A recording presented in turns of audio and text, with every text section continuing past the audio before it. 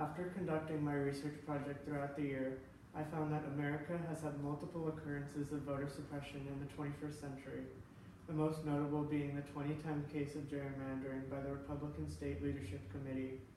My research methodologies for this project mainly consisted of historical research and needs assessment research. I used these strategies to examine America's history of voter suppression in the past, how it affects the present, and what we need to do in the future to prevent it. America's history of voter suppression in the 21st century can mostly be defined by the 2010 case of gerrymandering by the Republican State Leadership Committee.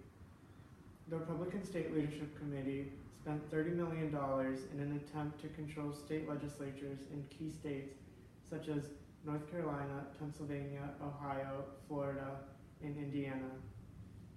This move was meant to control state legislatures in that state, which would enable the Republicans to control the redrawing of districts in accordance with the findings of the 2010 census, and ultimately manipulate the U.S. House delegation of those states in the upcoming 2010 midterms.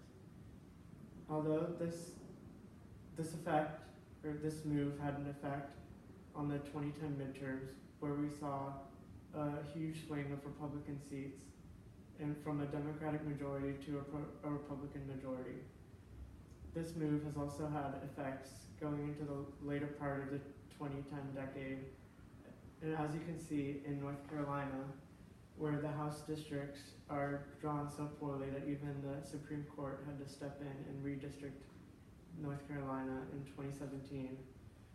From 2013 to 2017, North Carolina was found to have put a disproportionate amount of the black population into the 3 blue districts you can see in this image. This decreased the statewide power of the Democrats and manipulated the U.S. House delegation in the 2014 and 2016 elections. Conversely, in Maryland, in 2017, the Supreme Court found that Maryland's 3rd district, as well as Maryland's congressional districts, but most notably its 3rd district, were in violation of gerrymandering laws. As you can see on the slide, Maryland's 3rd district, at one point in northeast Baltimore, was the width of a block and a half in northeast Baltimore. This move by North Carolina and by Maryland, respectively, severely affected the U.S. House delegation in a way that wasn't representative of the statewide vote.